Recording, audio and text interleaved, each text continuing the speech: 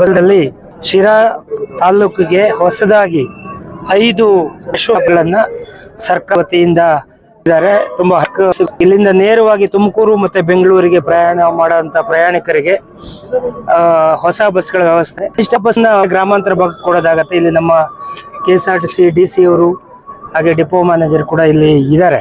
ಆದರೆ ನಿಜಕ್ಕೂ ಕೂಡ ಗ್ರಾಮೀಣ ಭಾಗದ ಚಿತ್ರಣ, ಸರ್ಕಾರದ ಶಕ್ತಿ ಯೋಜನೆ ಸಂಪೂರ್ಣವಾಗಿ ನಾವು ಸ್ವಾಗತಿಸ್ತೇವೆ. ಏನು ಹೆಣ್ಣು ಮಕ್ಕಳಿಗೆ ಉಚಿತವಾಗಿ ಬಸ್ ಪ್ರಯಾಣಕ್ಕೆ ಅವಕಾಶ ಮಾಡಿಕೊಟ್ಟಿರೋದು ನಿಜಕ್ಕೂ ಅಭಿನಂದನೆ ಮಾಡಬೇಕಾದಂಥ ಕೆಲಸ. ಆದರೆ ಸರ್ಕಾರಕ್ಕೆ ಖಂಡಿತವಾಗ್ಲೂ ಕೂಡ ಅದರ ಇಂಪ್ಯಾಕ್ಟ್ ಗೊತ್ತಾಗಿಲ್ಲ. ನಿಜಕ್ಕೂ ಗ್ರಾಮೀಣ ಭಾಗದ ವಿದ್ಯಾರ್ಥಿಗಳು ಇದರ ಸಂತ್ರಸ್ತರಾಗಿದ್ದಾರೆ. ಅವರ ತಾಯಂದಿರು ಆರಾಮಾಗಿ ಬಸ್ಸಲ್ಲಿ ಕೂತು ಹೋಗ್ತಾರೆ. ಆದರೆ ವಿದ್ಯಾರ್ಥಿನಿಯರಿಗೆಲ್ಲೋ ಒಂದು ಕಡೆ ಇವತ್ತು ಕೂಡ ಈಗ ಅರ್ಧ ಗಂಟೆಯಿಂದ ನಾನು ಬರಬೇಕಾದ್ರೆ ಚಿಕ್ಕನಹಳ್ಳಿ ಹತ್ರ ಸುಮಾರು ಒಂದು 100-150 ಜನ ನಿಂತು ಬಸ್ ವೇಟ್ ಮಾಡುವಂತ ವ್ಯವಸ್ಥೆ, ಹೋಗುವಂತ ವ್ಯವಸ್ಥೆ. ಹಾಗಾಗಿ ದಯಮಾಡಿ ನಮ್ಮ ಅಟ್ಲೀಸ್ಟ್ ಈ ಭಾಗದ DC ಮತ್ತೆ ಮ್ಯಾನೇಜರ್ ಸೇರ್ಕೊಂಡು ಗ್ರಾಮೀಣ ಭಾಗದಲ್ಲಿ ನಗರಕ್ಕೆ ವಿದ್ಯಾಭ್ಯಾಸಕ್ಕಾಗಿ ಶಿರಾ ನಗರಕ್ಕೆ ಇದೆ. ಹಾಗಾಗಿ ಆದಷ್ಟು ಎಲ್ಲೆಲ್ಲಿ ಅಗತ್ಯ ಇದೆ ಅಲ್ಲಿ.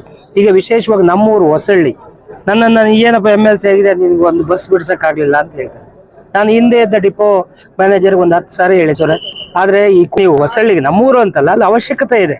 ಅಲ್ಲಿ ಆಸ್ಪತ್ರೆಗೆ ಬರುವಂತ ಹೆಂಗಸರಿಗೆ ವ್ಯವಸ್ಥೆ ಸಿಗಲ್ಲ.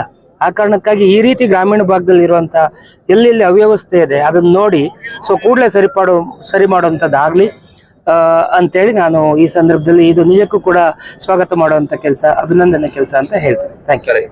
8 ಹಾಲಿ ಸಂಸದರನ್ನ ಕೈ ಬಿಟ್ಟಿದ್ದಾರೆ ಬಿಜೆಪಿಯಲ್ಲಿ, ಏನ್ ಸರ್?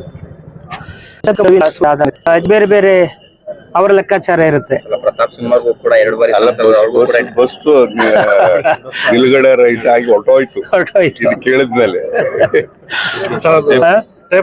ಈಗ ಪ್ರತಾಪ್ ಸಿಂಹ ಅವರು ನಮ್ಮ ಪಕ್ಷದ ಅತ್ಯಂತ ಪ್ರಭಾವಿ ನಾಯಕರು, ಅನುಮಾನ ಇಲ್ಲ. ಆದ್ರೆ ಸರ ಬೇರೆ ಬೇರೆ ಲೆಕ್ಕಾಚಾರ, ಪಕ್ಷಕ್ಕಾಗಿ ದುಡಿದವರು ಒಬ್ಬರಿಗೆ ಅವಕಾಶ ಕೊಡೋದು, 2 ಬಾರಿ ಅವ್ರಿಗೆ ಅವಕಾಶ ಸಿಕ್ಕಿದೆ. ಅವ್ರಿಗೆ ಇನ್ನೂ ಪಕ್ಷದ ಹಂತದಲ್ಲಿ ಉನ್ನತ ಹುದ್ದೆ ಕೊಡ್ತೀವಿ ಅನ್ನೋ ಭರವಸೆ ಕೂಡ ಹೈಕಮಾಂಡ್ ಇಂದ ಆಗಿದೆ. ಆ ಕಾರಣಕ್ಕಾಗಿ ಈಶ್ವರಪ್ಪರು ಕೂಡ ಆಕ್ರೋಶ ವ್ಯಕ್ತಪಡ್ತಿದ್ದಾರೆ, ಮಗನಿಗೆ ಟಿಕೆಟ್ ಸಹಜ ಇರುತ್ತೆ. ಇದು 28 ಸೀಟ್ ಅಷ್ಟೇ ಇರೋದಲ್ಲ. ಅಲ್ಲಲ್ಲ, ಈಗ ನಮ್ಮನ್ನ ನೋಡಿ ನಗ್ತಾ ಇದ್ರು, ಈಗ ನಾವು ಅವ್ರು ನೋಡಿ ಚುನಾವಣಾ ಫಲಿತಾಂಶಗಳು ಮಾಡ್ತೀರಾ?